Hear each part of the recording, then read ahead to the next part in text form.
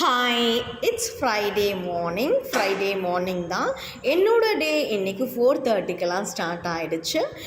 நிலவாசலெல்லாம் clean பண்ணுவோம் இல்லையா, அது எஸ்டர்டே தேர்ஸ்டேவே க்ளீன் பண்ணி வச்சாச்சு. குங்குமம் மஞ்சள் எல்லாம் போட்டு வச்சாச்சு. இப்போது ஒரு கோலம் போட்டுட்டு அதுக்கப்புறம் நிலவாசலுக்கெல்லாம் பூஜை செஞ்சுட்டு வீட்டுக்குள்ளே போய் விளக்கு ஏற்றிட்டு அதுக்கப்புறம் நம்ம அடுப்புக்கு பூஜை செய்ய வேண்டியது தான். ஃப்ரைடே பூஜை வந்து எனக்கு இப்படி தான் போகும். என்றைக்குமே மார்னிங் எழுந்திரிச்சு பூஜை செய்யும்போது ஒரு பாசிட்டிவ் வைப் என்றைக்குமே இருக்கும். ஸோ அந்த டேவை நான் பாசிட்டிவாக தான் ஸ்டார்ட் பண்ணுவேன். அந்த டே மட்டும் ஃப்ரைடே மட்டும் இல்லை, எந்த டே ஆனாலும் நம்ம பாசிட்டிவாக தான் ஸ்டார்ட் பண்ணுவோம்.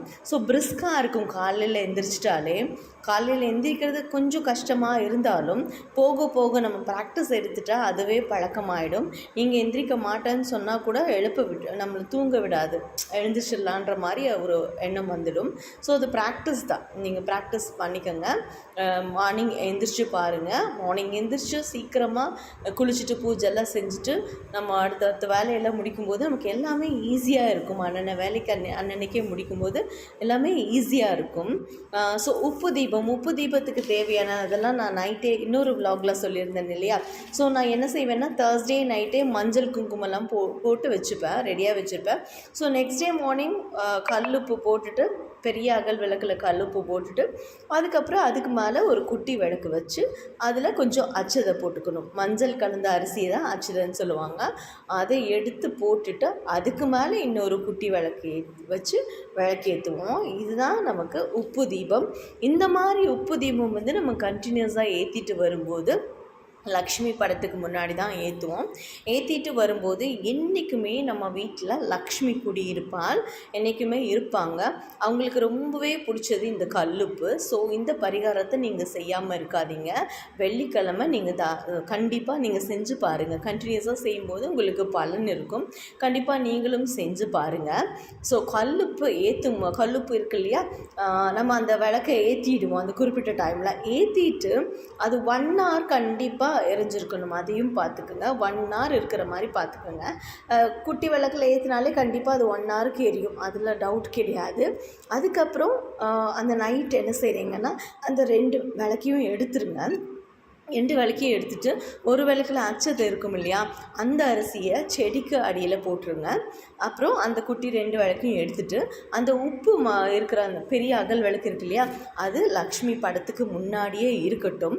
அது அடுத்த தேர்ஸ்டே நீங்கள் எடுத்து க்ளீன் பண்ணிக்கலாம்.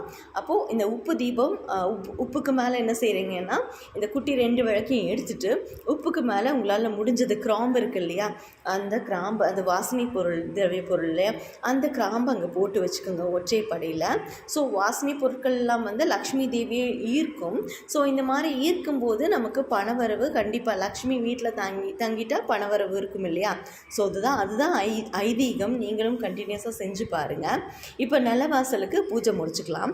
நிலவாசலுக்கு என்றைக்குமே பூஜை செய்யும் பொழுது நான் 2 விளக்கையும் ஒரு சைடு வச்சுப்பேன், அந்த சைடு வைக்க மாட்டேன். ஸோ இந்த பக்கம் வந்து அம்மாவோட பாதம் வரைஞ்சிப்பேன். என்றைக்குமே வலது கால் வந்து கொஞ்சம் முன்னாடி இருக்கிற மாதிரி வச்சுக்கோங்க, இடது கால் வந்து கொஞ்சம் பின்னாடி இருக்கிற மாதிரி வரைஞ்சிக்கோங்க. ஸோ வலது கால் வச்சு தானே அம்மா உள்ளே வருவாங்க. ஸோ அது ஒரு ஐதீகம். ஸோ அந்த மாதிரி பார்த்துக்கோங்க. அப்புறம் நிலவாசலுக்கு பூஜைலாம் முடிச்சுட்டு அதுக்கப்புறம் உள்ளே வந்து லக்ஷ்மியை வெளியிலேருந்து வரவேற்கிறோம் இல்லையா. ஸோ உள்ளே வந்து விளக்கெல்லாம் ஏற்றிக்கோங்க. அதாவது பிரசாதமாக நம்மக்கிட்ட என்ன இருக்கோ, இதுதான் கிடையாது, நம்ம வீட்டில் என்ன இருக்கோ அதை வச்சு சாமி கும்பிட்டுக்கலாம். ஏதாவது ஒன்று வைக்கணும், பழங்களோ இல்லை கற்கண்டோ இல்லை நம்மக்கிட்ட என்ன இருக்கோ அந்த மாதிரி வச்சுக்கலாம். ஸோ சாமி படத்துக்கு பூஜை விளக்கேற்றியாச்சு. பூஜையெல்லாம் முடிச்சுட்டு அதுக்கப்புறம் அடுப்புக்கு பூஜை செய்யணும் இல்லையா. என்றைக்குமே நீங்கள் ஃப்ரைடேஸ் வந்து அடுப்புக்கு பூஜை செய்ய தவறாதீங்க. ஏன்னா நமக்கு சாப்பாடு செஞ்சு அதுக்கு அன்னலக்ஷ்மி இல்லையா, அடுப்புன்னு சொல்லும்போது நெருப்பும் ஒரு சாமி, நமக்கு அங்கே சமைக்கிறோம். ஸோ அந்த சமைக்கிற இடத்த நம்ம சாமியாக கருதி அந்த அடுப்புக்கும் நம்ம பூஜை செஞ்சுக்கணும். செஞ்சு முடிச்சுட்டு மனசார வெள்ளிக்கிழமை பூஜையை நிறைவு செஞ்சுக்கிட்டேன். வெள்ளிக்கிழமை பூஜையை நிறைவு செஞ்சோன்னே எனக்கு அவ்வளோ ஒரு மனசு திருப்தியாக இருந்தது. ஸோ அப்புறம் நம்ம டீ வைப்போம் இல்லையா, ஸோ அப்போது அந்த விளக்கு இருக்கும். ஸோ அந்த விளக்கு என்ன செய்கிறீங்கன்னா அதுக்கு லேட்டாக ஒரு 1 hour 1.5 hours வரைக்கும் எரியும். நீங்கள் தாராளமாக அதை எடுத்து விண்டோஸோ இல்லை பக்கத்துலேயே எடுத்து வச்சுக்கலாம். அங்கேயே வச்சுட்டு நீங்கள் சமைக்காதீங்க, அது ஆபத்து தான். தானே. ஸோ அந்த மாதிரி செய்யாதீங்க. ஃப்ரைடே எனக்கு பாசிட்டிவாக ஸ்டார்ட் ஆயிடுச்சு. தேங்க்யூ.